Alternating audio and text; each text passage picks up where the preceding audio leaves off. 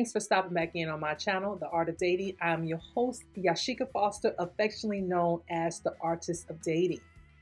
And if this is your first time here, make sure to subscribe to my channel and turn on your notifications so that when I post a video, you'll be sure to be the first to know. Let's get into this video. Today, we are talking about something different, right? I always talk about things that we need to know as women over 40 in terms of dating, some of the rules that's going on out here, some of the things that people are doing in the streets. I always talk about things like that. But today I want to talk about something different.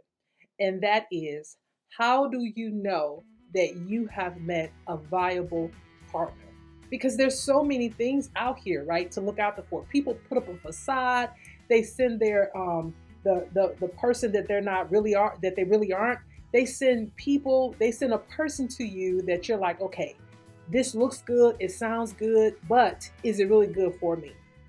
So I want to tackle some of the things that you need to know if you have found a suitable partner. Number one, does that person meet your needs? And when I say your needs, I'm just not talking about like your basic needs. I'm talking almost about your hierarchy needs, right? Maslow's hierarchy needs, right? Security. Do they provide you with a sense of security? Like, I'm not just talking, if we are out in the streets, if this person's going to protect you, if something should happen. No, I'm talking about security. In other words, do you know that when you are feeling ill, that person has your back? They're going to see about you. They're going to take care of things that need to be seen about. They're going to do those things in terms of protecting you in that way, or looking after you in that way, right? So that's first, security. And security comes in so many different aspects, okay? Financial security, security as far as, protection from the streets, security as far as in the home, security to know that if you're not at your best, that person gonna be okay with you. They're gonna take care of you. It's just so many things that security covers that it would just be too much for the video.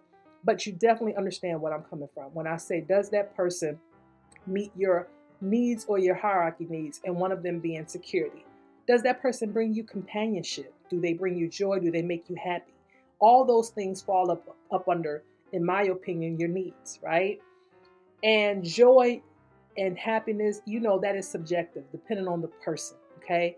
But I like a person to tell a joke every now and then. I like them to make me laugh. I like a person that I can be myself with, okay? So when I think about, does that person supply those needs? Those are some of the things that I come up with. Those are some of the things I think about when I talk about my needs.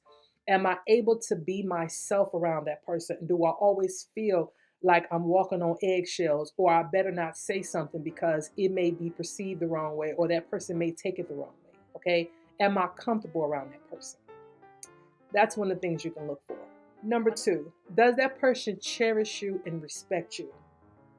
And that is a big one, okay? Because listen, cherishing a person and respecting them is not something that goes hand in hand, okay? I mean, like, literally, do they cherish you and respect you? Because see, if they cherish you, that means that they're going to always put you first. They're going to always put your needs first. And granted, it's both ways, but we're just talking about from your perspective of if this person is a good person for you, a suitable person for you as a partner. So does that person cherish you? Does that person really think about you in terms of when they're making a decision? When they have some things that they have going on, some thoughts that they need to think about, or it's a conversation they need to have, do they think about you first? If something exciting happens in their day, do they turn around and tell you about it first? That's what I mean by cherish. And respecting you, of course, means that will they do things that will not hurt you even when you are not present to see it? That's what respect is. In other words, them saying, you know what, I am not going to do this thing because it's disrespectful to my lady or to my partner. Okay? And that is a big deal for me and a lot of other people, respect. Because I'm telling you, I'm one of them people that I think I would prefer for somebody to steal my purse and disrespect me. That's how serious I am about respect. Okay, I come from an environment in my previous profession where respect was a big deal. right? Either the person had to respect you or they had to respect your rank. For me, I prefer for the person to respect me, and then my rank was next, okay? Because I come from the military background. So for me, I always wanted my soldiers to respect me as the person, not because of whatever I wore on my collar or on my chest, okay? So respect is huge, right? Does that person respect you? Respect you, respect your possessions, respect your things, respect your family, respect all the things you have going on. And if that person does and all other things are fitting, then maybe that is a suitable partner for you. All right. The third thing, does that person meet you where you are? And I say this because sometimes you will have people that want a person to change for them, right? They'll say, well, why don't you do this? This will be better for you. Or how about this because this is this way? Or you shouldn't do this for this reason, right? It's like no matter what you do, that person wants you to change to fit what they deem is necessary. So are they meeting you where you are, right? Because that is important. You want to meet a person where they are, and you want a person to meet you where you are. Okay. If you are working on yourself as far as your career is concerned, your finances is concerned, your fitness, whatever the case may be, you can have a supportive partner. You can have a partner that encourages you. But if that person is trying to get you to change when they want you to change at the rate that they want you to change at, then is that person necessarily meeting you where you are? Because that's a big deal for me, and it should be a big deal for everyone else. All right.